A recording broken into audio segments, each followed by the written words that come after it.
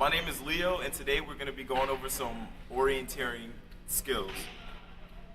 Obviously, you're going to need a compass whenever you're orienting or you're trying to find something around in a large area. So what we have here, this is your standard compass. Well, it's not really the standard compass because this one's a little more high-tech. I'll show you in a bit. But you have your compass here.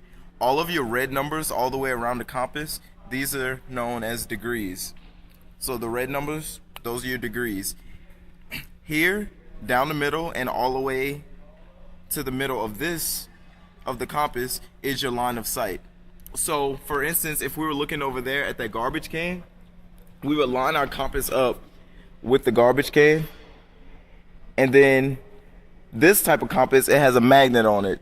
So what you would do, you would line it up like this, and then you would put the magnet down, and then from there you would be able to tell based on your line of sight here what the degrees are.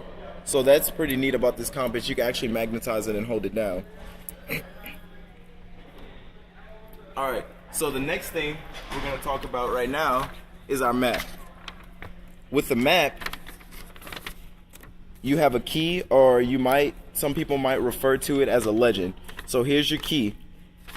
If you're looking at the map and you don't know what the P stands for on the map, so we have a P right here next to clean lane, you would just go to the key and it would tell you that's a parking tower. So we're answering questions over here. If it asks you where a parking space is, you would know, okay, the P represents a parking space, and you'd be able to answer the question. So that's it. Here at the bottom, you have your scale. So this distance right here represents 100 meters. So if it's asking you to go from Pancake Road to Holy Street, you could use your fingers, you can use a piece of paper or any type of measuring tool to measure out how far it is to get from Pancake Road to Holy Street. And then next, whenever you're referring to a map, you don't want to really use directions such as left and right. You want to use your cardinal directions, which are north, east, south, and west. And you want to do that because you don't know where someone's coming from. So you don't want to say left, because if you say left, that might be a different direction for them. So that's your map. Next, we're going to talk about pacing. So whenever you need to get your paces, whenever you're orienting, so you're going to start with a line or some type of starting point.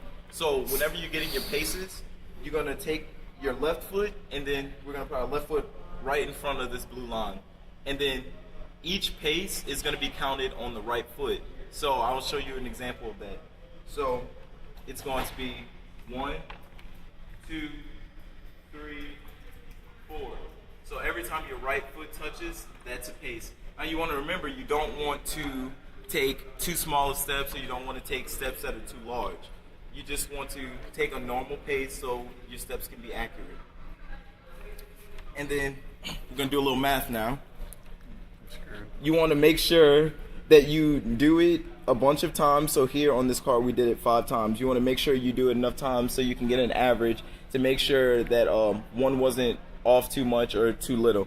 So we did it 5 times, and then we added them all up, and then we got a total right here of 113.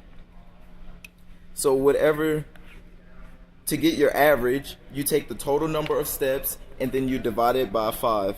And that gave us our average of 22.6. So when we put them all together, it was about 22, 23 steps each time.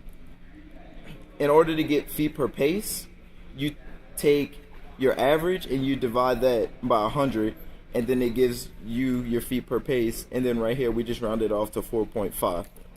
Now we flip to the back. The total distance divided by feet per pace. So right here would be 100 feet divided by feet per pace, which is 4.5.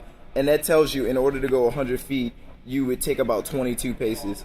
And then to reverse that, if you do paces times your feet per pace, so if we do 22 times 4.5, it gives you the total distance, which would be 100 feet. So those are some basic orienteering skills. Hope you learned something from this video.